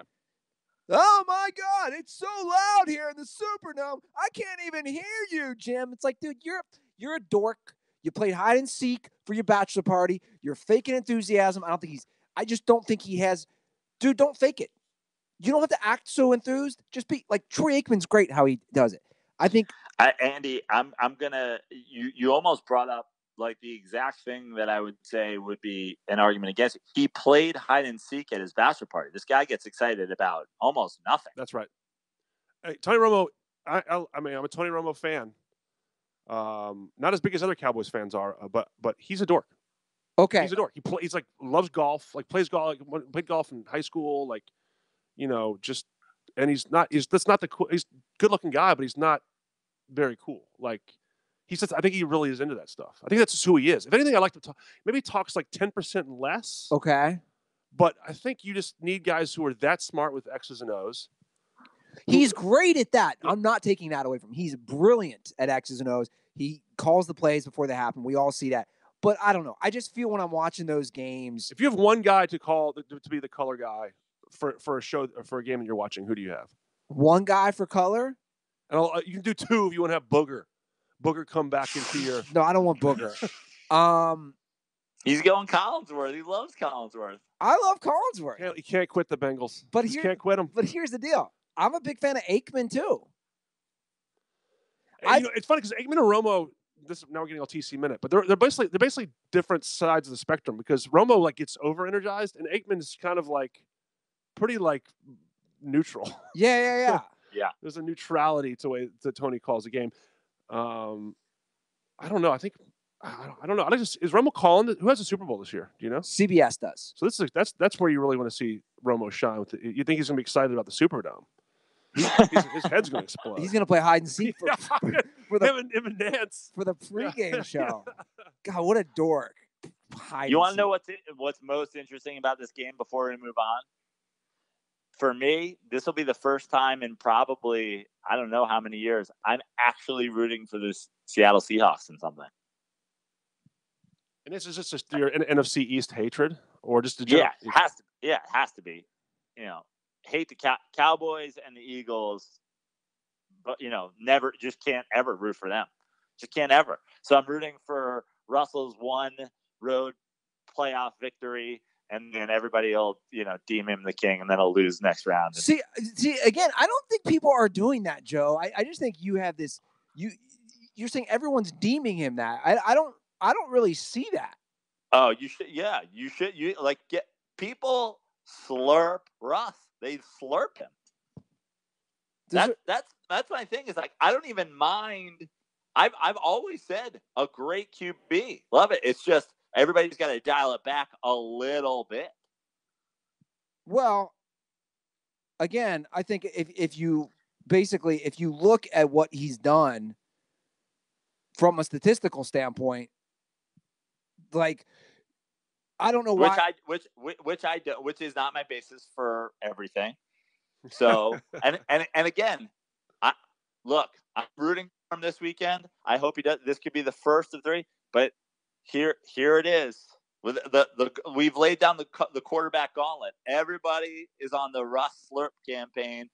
He gets 3 road games to go to the Super Bowl. But let me just say this: if I said through the first 7 years. If I said Russell Wilson through his first 7 years threw more touchdown passes than Drew Brees, Eli Manning, Phillip Rivers, Ben Roethlisberger, Matt Ryan, Cam Newton, it's these are things to back it. He threw right, but again, and we've talked about it before, and we'll talk about it again. When you are a absolute sure thing out of college, you get drafted by the worst team in football. Okay, Peyton Manning, and I'll say this again. Eli Manning. To kind of cut you off. Cam Newton. Ben Roethlisberger went to a good team. Phillip Rivers, by the way, these are their first 7 years starting. Phillip Rivers instantly went to a 14-2 team, a 13-3 team. Drew Brees started off on good teams. So that argument is kind of debunked with those guys. Tom Brady was on a good team. I'm just saying, the only one that really doesn't work for is maybe Aaron Rodgers and Eli Manning. I'm just saying those guys all were on good teams. They were. I mean, Cam Newton wasn't, Matt Ryan wasn't, Eli Manning wasn't. They just weren't. All right, well. You guys talk about this every time I see you. This should be called the Russell Wilson podcast. I mean, it's unbelievable. Even off air, it's this is unbelievable how much you guys talk about this dude. I love Russ. I'm saying I'm rooting for him. I'm rooting for him this weekend, and there you go. The teal green carpet has been laid down. 3 road games to the Super Bowl. Captain Russ, Mighty Mouse. The last thing I'll say about this game is, I feel like Seahawks fans and supporters of Russ Wilson are probably the most excited to see the Dallas Cowboys. I feel like without a doubt, they feel like the one team that they can get is without the a Cowboys. Doubt. And I feel like the one team that the Cowboys can get are the Seahawks. So it's going to be a very interesting game because I don't think I would want to play the Eagles the 3rd time this year, and I don't want to play Chicago in Chicago. No. So let's move on to Sunday's games then. Chargers at Baltimore, rematch from, what was that, week 16, where the Chargers lost, and we're going to put this in air quotes, at home to the Ravens. Baltimore's 2.5-point favorite. Look, I said preseason Chargers make it to the Super Bowl. I'm not going to back out now as much as, God damn, that Ravens defense is good. I'm going to have to put my faith in Phillip Rivers and hope that Lamar Jackson finally just plays an awful game, even though he hasn't. I don't know when it's going to happen, but I feel like he just keeps not getting exposed. Well, you just talked about Russell Wilson winning 3 on the road. This has to be the year. Joe has said it. I'm going to agree with him. You got the pieces. He's got a defense. He's got weapons offensively. This has to be the year Phillip Rivers does it. I don't know what else to say. So I'm going to trust that the Chargers do it. I'm going Chargers to win in Baltimore. Praino? I'm going with my exact same prediction of last game. I think that the Ravens win this game, but I think I think that Ravens defense comes to play. I think the Chargers defense is good, although I don't think it's a great matchup for what the Ravens are doing offensively right now, running and the same offense Army was running in the 1940 Cotton Bowl. But I think it's a super close game. I think the Chargers cover and the Ravens win. You think it's another this is 2.5-point favorite. I know. I'm saying I think we're going to have a couple of games come down to kicks at the end, but I do think the one thing that I have not been I've looked at all this. This is the year. Anybody can win. Anybody can win. Anybody can win. Besides the Colts this weekend, I'm going every higher seed or lower seed, depending on how you look. There's at it. Better seed. You know, the stats say anywhere between 75 and 83% of all games in the NFL do not involve the spread. So Joe's bucking that trend right away. Basically, if you were to bet every game on the slate, only 1 or 2 games a week are going to involve the spread. You just pick an outright winner, you're going to cover the spread. That's the general NFL rule. Just drop a little degenerate information. God, tugging these deep dives, huh, Praino? He just pulls. These stats are amazing. Well, yeah, I'm a degen. What can I say? Well, I know that the typical argument, right, in picking an underdog is you've got to think that they have a chance to win the game, which I think both of those teams do. I think both Cowboys or both the Seahawks and the Chargers have great shots of winning the game, which is why I'm taking them. But I also think that those favorites come out on top. This game is very interesting. I think it's a tough game to predict for a couple of reasons. I'm a huge Lamar Jackson guy. He brought me a fantasy championship, and I love watching him play. I'm excited to see him grow. This is the first game that he's ever played where he's played a team twice in the same season. So, an interesting point to me is who's going to get more value? Lamar Jackson seeing a defense for the second time, or the defense seeing Lamar Jackson for the second time?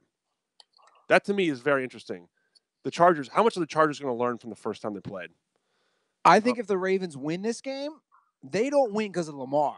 They win because of their defense. And how much is Phillip Rivers going to learn from playing the Ravens 2 weeks ago? I really want this for him. I do too. I've grown to really like him, and we know the numbers he's put up. Yeah.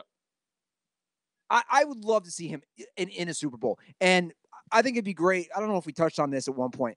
I think it'd be great for the NFL to see a Drew Brees, Phillip Rivers Super Bowl, especially since they have that history with San Diego. I think there'd be so many great storylines there. It's funny how little known Phillip Rivers is nationally for being a good quarterback for so long. Like, people don't really know anything about his personality. Like, you can say stuff about Aaron Rodgers or Tom Brady, but like, Phillip Rivers is almost never on TV. I think he has like 0 ads. You never see him do like a yogurt commercial. I mean, Dak's like yogurt commercial. He's like, drink, eat, Yoplait, and impregnate your wife. But there's live cultures in this Yoplait. Like, there's live cultures in my penis. Yeah, the last thing I'll say from a betting perspective, like the game in San Diego a couple weeks ago, the line was like -5.5, -6 for San Diego. Okay. Generally, there's a 6-point edge for a home game.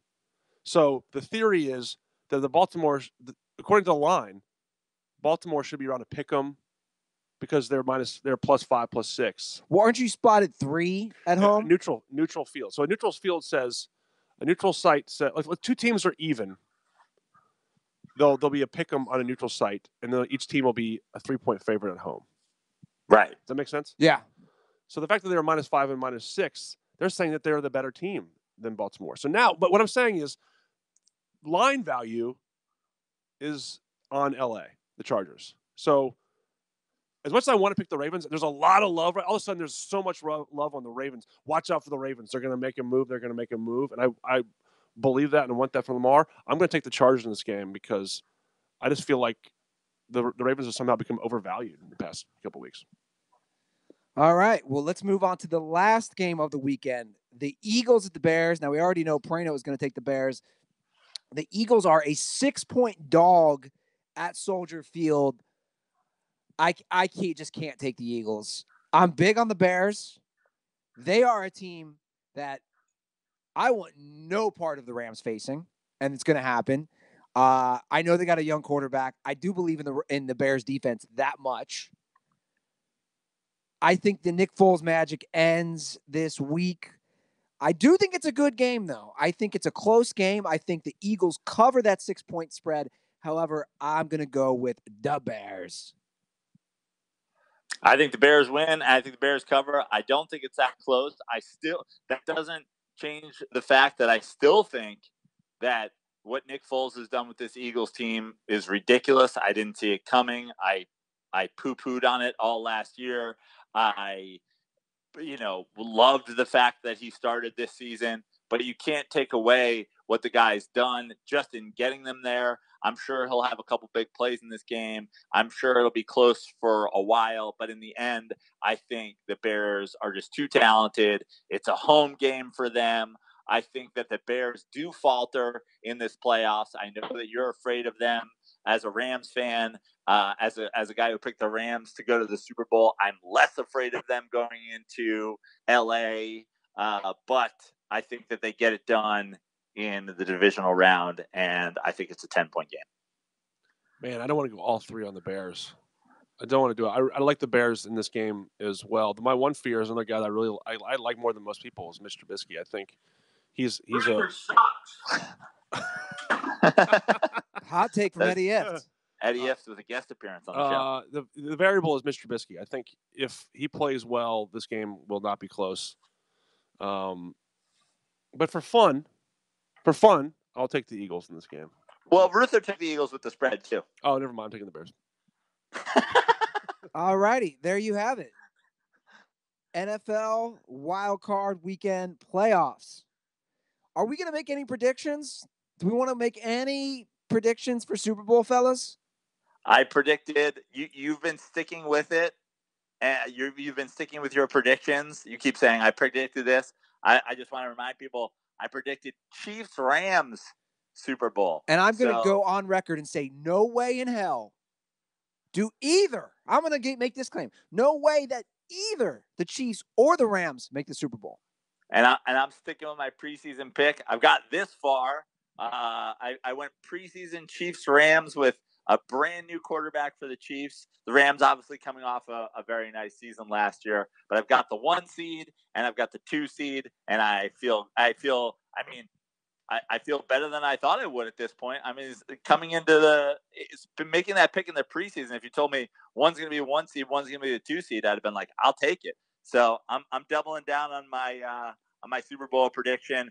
I low key kind of think of the Saints Chiefs, but I'm going to stick with Rams Chiefs. You're going to ride with your boy Andy Reid? You love him. That's the thing. I don't love Andy Reid, and if anything is going to end up biting me in the tuckets here on the not swearing portion of the show, nice. It's Andy Reid. I just think that they're so talented and they have just so many weapons. And when you look around the league and you talk about just like the ability to Andy Reid's offensive mind, at least, like I honestly am not sure like who that Chargers team, obviously with them being in the division together, could be scary for them. But like the Ravens team, oh no, that Ravens defense, like I know that they played a close game, but I think come playoff time with the weapons, like if I'm a Chiefs fan, I'm not super afraid of the Pats. I'm not super afraid of the Ravens. I'd be mostly afraid of the Chargers, but I don't think the Chargers escape this weekend. And I'm going Chiefs, Saints, Rams, but I'm sticking with the Rams because that's my pick I made.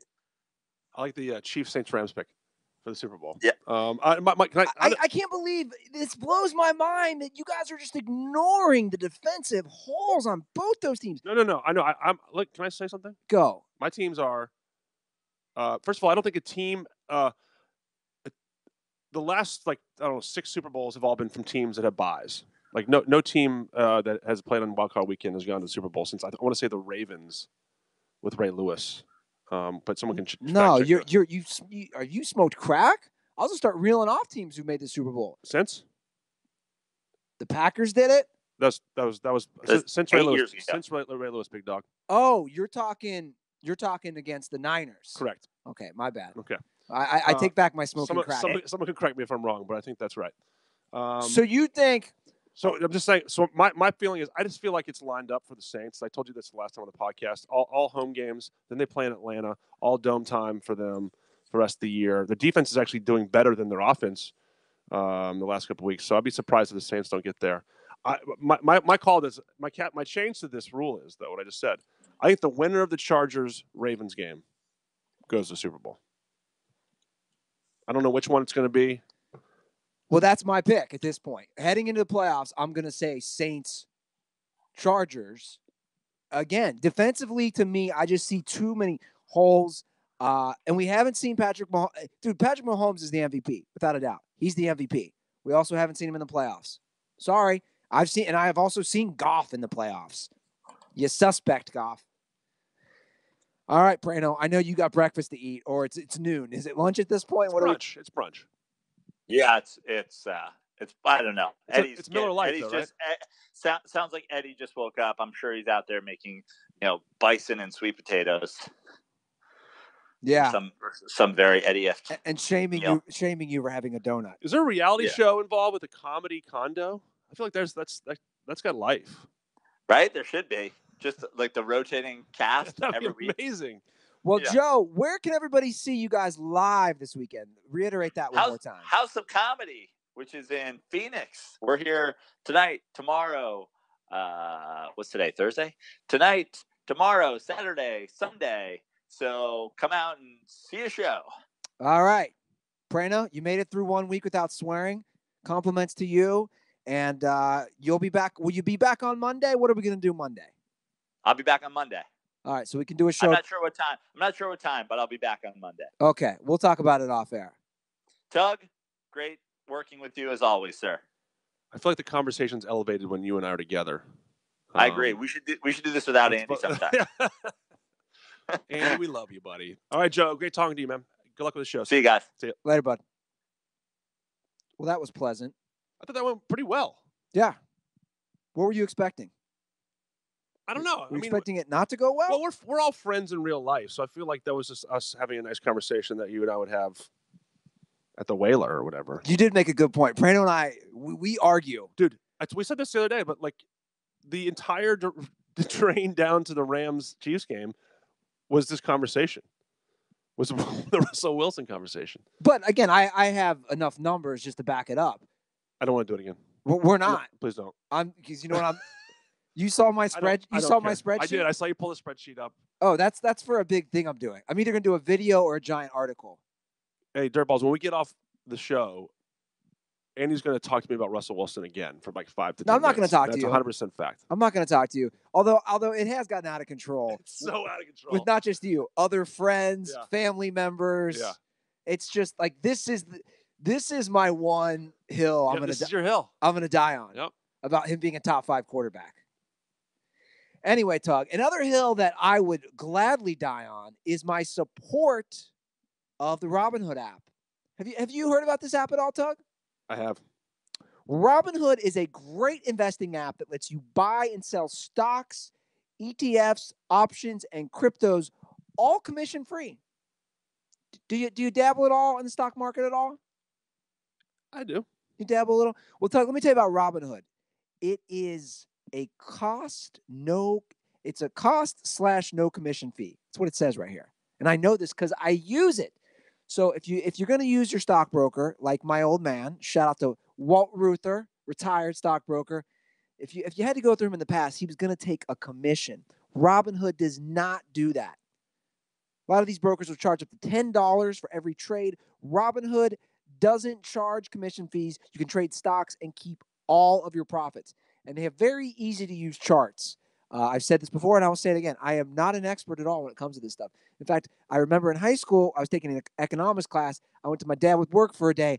I did not understand it. All these computers, I'm like, this is too confusing. I'm a very simple guy. I like to look at simple numbers, like Russell Wilson has thrown this many touchdown passes versus so-and-so. Robinhood makes that all easy. With these easy-to-understand charts and market data, you can place a trade in just 4 taps on your phone. And best of all, guys, Robinhood is giving listeners a free stock. That's free.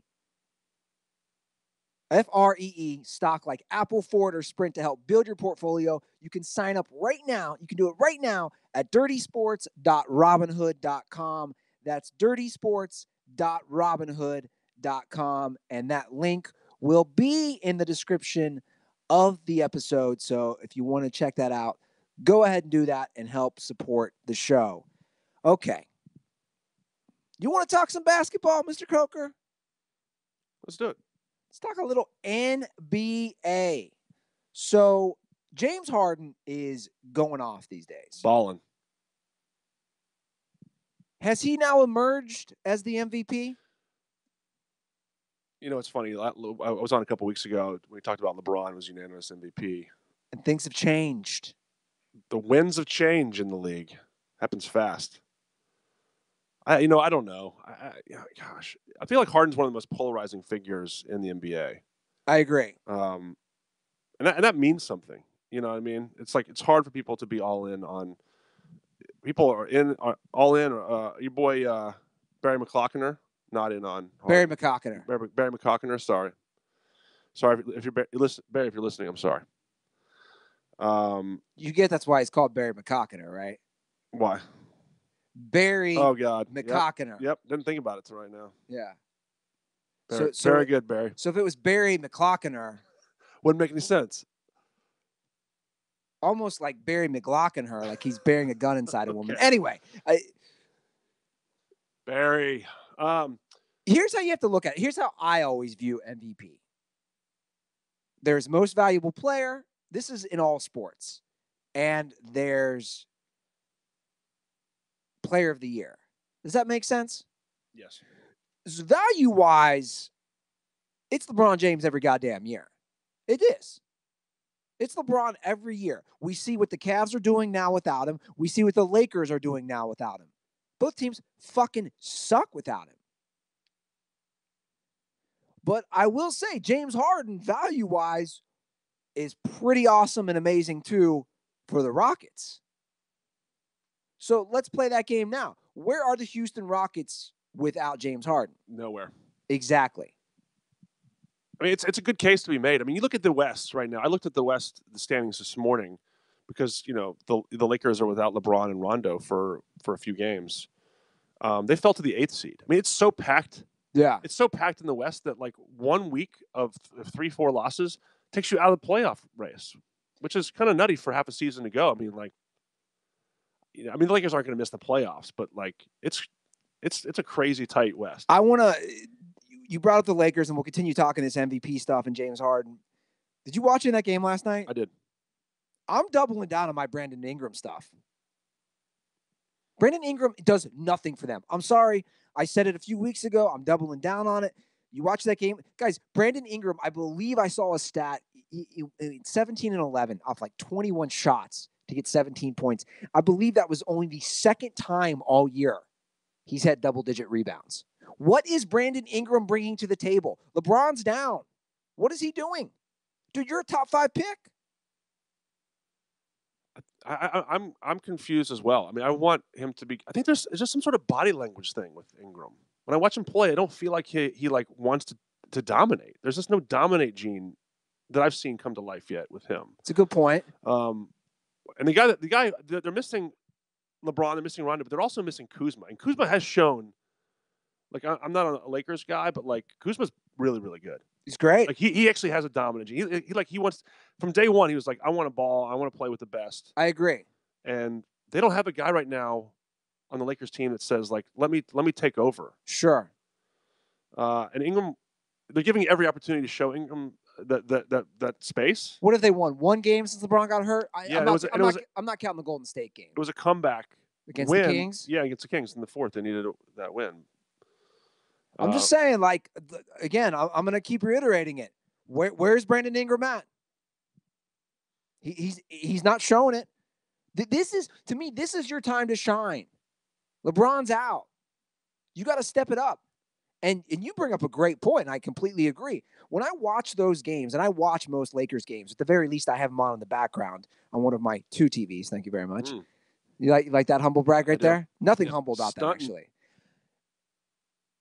I'm never like, wow, Ingram can go up. Dude, even a guy like Josh Hart, I feel like, if you get Josh Hart going, he can start drilling threes. I never feel that way with Brandon Ingram. Hart had 13 and 15 last night. Like, at least you see impact. I mean, they talked about with Russell Westbrook last night. Terrible shooting performance. Triple-double. I want to say 3 for 20 or something like that. Awful.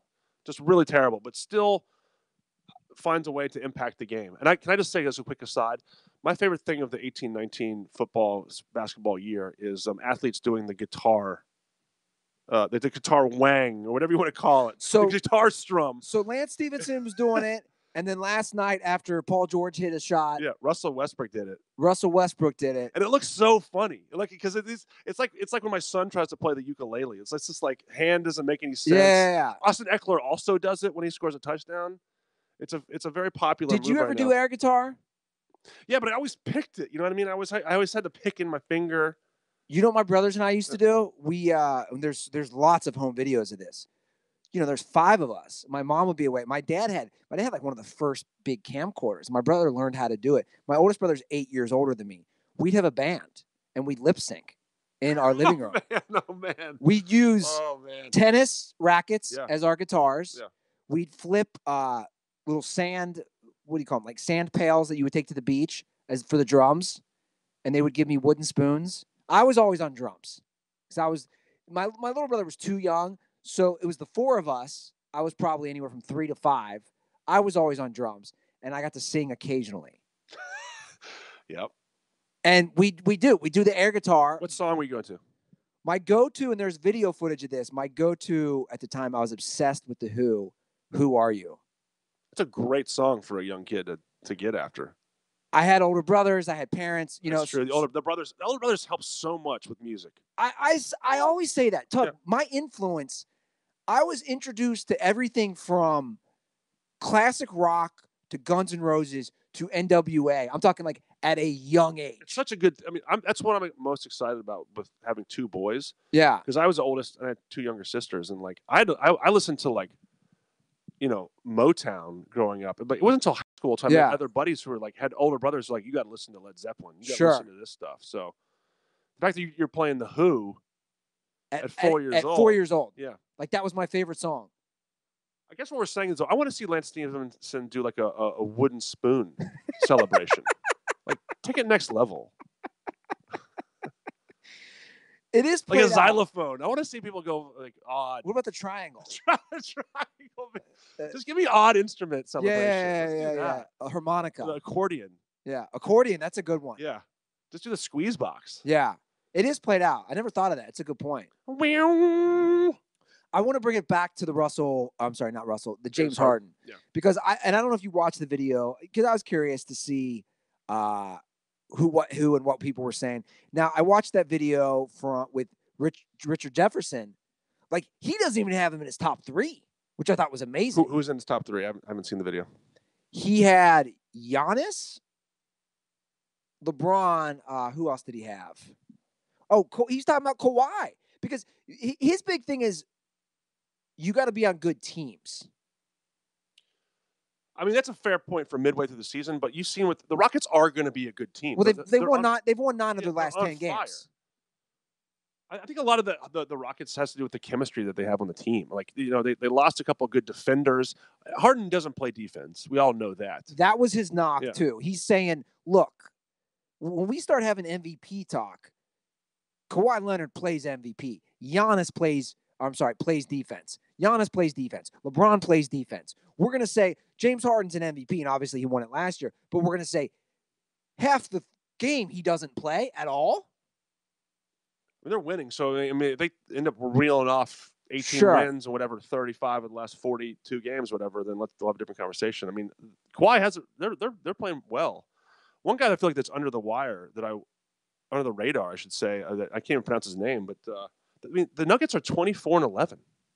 Doncic? No. Doncic is Mavs. Jokic. Yeah, Jokic. Nikolai Jokic. I mean, he went for 19, 14, and 15 2 nights ago. I mean, I'm not saying that this is. He's not an MVP, but he's probably the best player, putting up like 19, 14, 15 on the number one team in the West. The West is they have a better record than the Warriors right now. Yeah, no one's talking about him. No one's talking about them. I texted Joe about this because I thought there was like. By the way, why are we still wearing headphones? I was wondering the same thing. Let's take the headphones off. There we go. Wow. Don't want to mess up this hair. You got a lovely head of hair. Thank you. You really do, Tug. Thank you. No grays. It can all go away at any moment, so I'm just happy to. It's a great way of looking at it. Happy to have it. But like you know how there's always the joke about like the last name law firm. Yeah. Well, I was like, what's the Baltic law firm of Jokic, Nurkic, and Doncic? Oh, I like this. Yeah, I mean, these guys are maybe the names of the NBA this season. Our boy.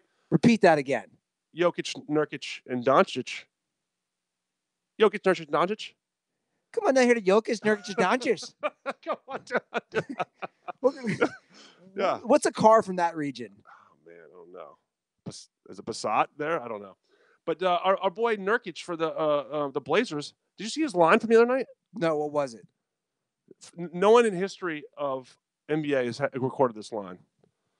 24 points, 23 boards, 7 assists, 5 blocks, 5 steals. You're going down a deep stat dive there. Well, I just saw. I came across my ticker that that's never been recorded in the history. So, like, by the way, I'm glad you're bringing these guys up, though. To me, this is further proof of where we're at as a game and as a sport. The NBA is such a world sport. So my argument is, again, I hate to do this, but you can't not do it because of idiots on social media of how good the game is overall to where it's ever been. Well, I'm saying these assholes who want to say 90s basketball, dude. We're now. This is basically soccer, is where the NBA is at. Agreed. Where we're taking the best players in the world at the highest, most competitive level. Yeah, I mean, you got to credit the NFL because they've had a bounce back year from last year. So whatever, I don't know what happened last year when the ratings were down a lot. Maybe it was the Kaepernick thing or the CTA. I don't know, but the ratings are bounced back. But the NBA is head and shoulders above the other leagues as far as like the way they're able to galvanize fan interest. Like for instance, like the baseball still has trouble doing highlights on social media. Like they won't. But you have guys like Worldwide Wob and things like that. They show every highlight on social media. Yeah. It's just such a highlight-driven sport. It's so fun to watch. And I think the players are so good. And like you talked about, like we're taking the best of the best athletes from every country. Every country. I mean, you just named guys from a law firm in the middle of Sweden or something. No. It's the Baltic region of. What's the Baltic region? I'm not sure if it's like Serbia or Croatia where these guys are from, but so I'm sure someone will tell me. That's probably a lovely area. You've been to that area, right? Like Croatia? I went to Dubrovnik, Croatia this year for the World Cup final. How am I doing with women there? That's what I want to talk about. How is Andy Ruther doing with women in Croatia? Am I knocking a bunch out? I know you don't want to go down that road, but I'm going to make you do it. Am I knocking a bunch out? Are they feeling me? I just say I think you would do well. They're beautiful and they don't understand what a Rutherism is. Okay. They don't care. So and you can dance. Can you dance? I can dance. Then you're done. You're in. Man, they love it. They love the dancing. I need to set up a road trip. I think I had a blast, and also, what's a big tourist attraction for Dubrovnik is Game of Thrones. Ooh, they shoot a lot of Game of Thrones there in Old Town Dubrovnik, and so cruises come in. Where is that? Dubrovnik, Croatia. If you look up, when we're offline, you look up Game of Thrones Croatia. They'll tell you exactly what scene. I don't watch Game of Thrones. Well, first of all, you need to start watching. I'm that guy. Yeah, I know. I need to. But they tell you where, who, what is shot. I mean, there. This sounds like an Andy Ruther vacation. I watched 67 episodes in 4 days. I'm talking about women. People are awesome. I had a great time there. Like people are diehard for their sports. So if you're and it was affordable too. So if you're into like a little like what's the currency over there? The Kronik, I want to say. Kronik. Yeah. Oh, it doesn't even feel like real money. That's the best part. Yeah. You know what I'm saying? Like when you go to a country, that always made me laugh. Where you don't think it's real. Like when I studied abroad, that was always funny to me. Like, these are just coins. These aren't real. It's true because I can't remember what the currency exchange is, but it was like 10.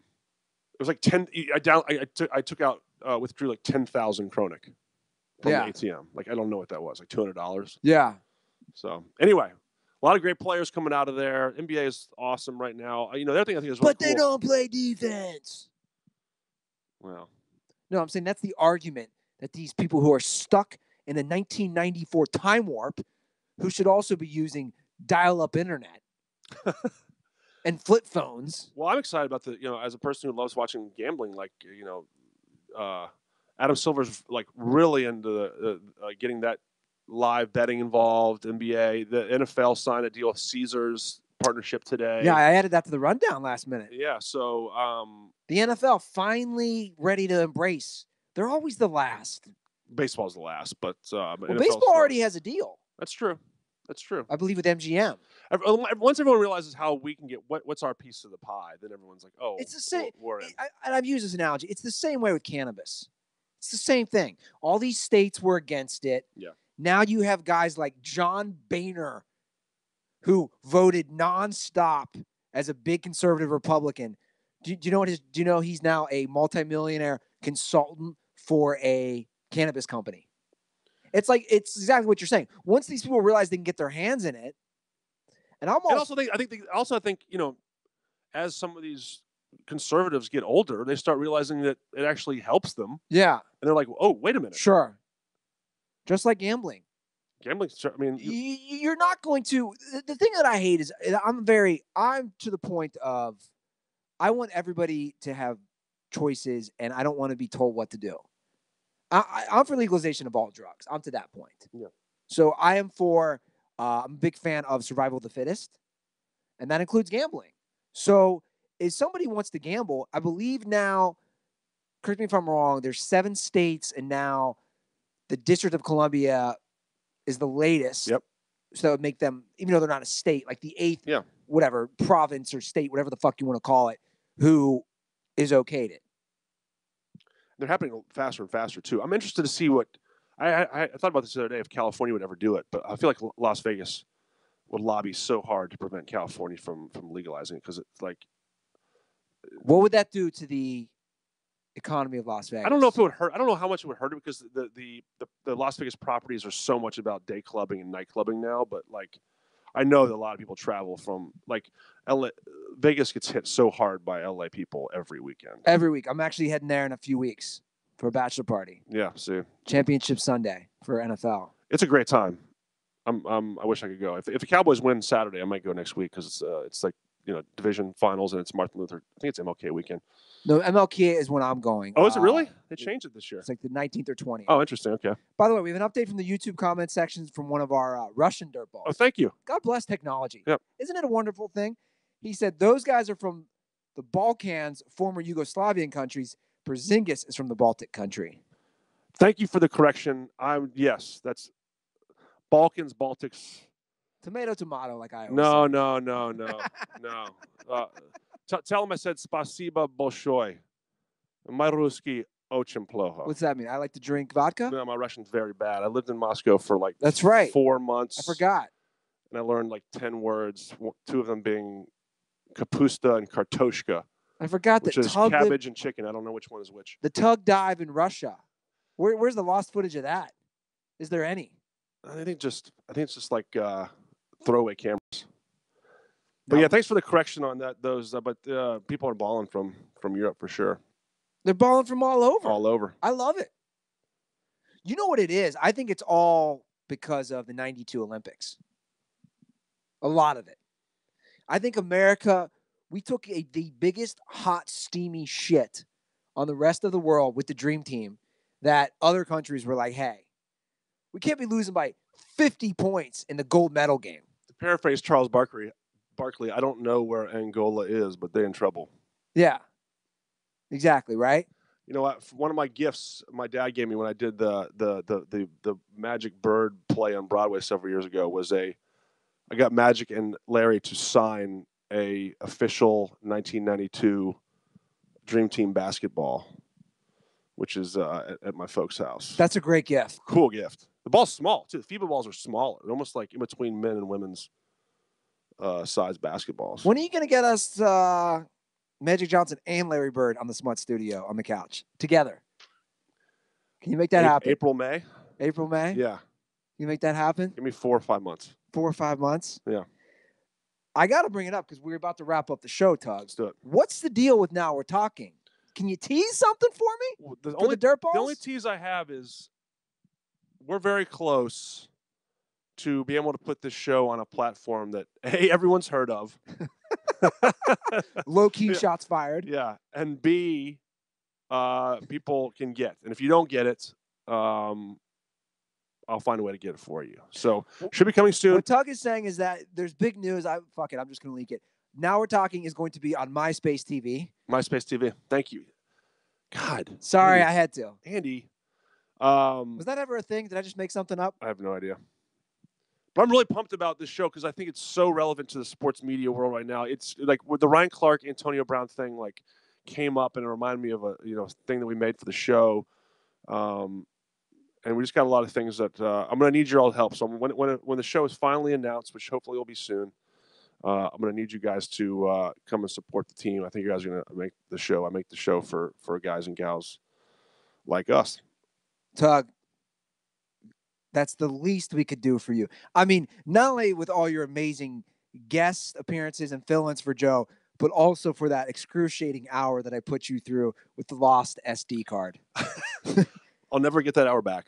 Never. All I ask is that that next time I come, I want my Mr. Rodgers Flag and Anthem official co-hosting outfit ready. Okay. To go. I'll have to get your sizes after the show, and I think we can make this happen. Yeah. Balkans. That's the thing I learned today. Balkans. Got to learn those next time. And he says, LMAO, nice Russian, Tug. Spasiba. I can't reiterate enough how much I love technology. We're communicating with a dirtball in Russia about how well you're speaking Russian. As much hey, hit me up. Hit me up on Twitter, or Instagram at Tug Coker, and I want to talk about my time in Russia. It was insane, and I'm excited to talk about. I love Russia, the people of Russia. Maybe not so much the government, but I'm happy to talk to you about it. I want to talk about hear about your experience. Doug is basically saying slide into those DMs. Yeah, it's very PG in my DMs. That's it. We probably have different DMs. I'm assuming so. If you guys want to slide into my DMs, you can do that at Andy Ruther, Tugs at Tug Coker. At Tug Coker on Instagram. If you want to tell Joe Praino how Russell Wilson is definitely a top 5 quarterback, slide into his DMs at Fix Your Life and the shows at The Dirty Sports. And if you leave an iTunes review, I always say, guys, drop your Twitter handle because I want to know who follows and listens to the show. Leave your Twitter handle and you get an automatic follow back. So you guys can do that as well. Anything else we trying to push? That's it. I'm going to root for Cowboys this weekend. I'm going to get a win. Just a small personal, it's my. Were you watching the game? Probably going to watch it downtown. My birthday is tomorrow. Well, happy birthday, Thank Todd. you. You just now letting us know? Well, I'm not a big birthday guy, but I would have had a gift for you. Oh, thank you. I wish, next time. But it's always fun when the Cowboys are in the playoffs. Come on, get a win. We don't have a first-round pick next year. Yeah. So let's just get a win. Let's just roll. But we'll probably lose. No confidence in his team. All right, guys, that's the show. If you're in Phoenix, go support Praino. I believe it's House of Comedy. And have a great week, guys. Subscribe to us on YouTube. And that's it. Much love, guys. Can't thank you enough real quick. The Dirtballs, you guys make me a better person. I will say that. I feel so much better when I get the DMs from you guys, the messages. I had a lot of amazing DMs over the new year, and I can't thank you guys enough. So thank you to you guys. I want you to come and deep clean his rug. Don't fall for this. Yeah, I'll need that. I'll need that rug deep clean soon. All right, Dirtballs. Thanks for listening. And most importantly, don't forget, condoms are for pussies.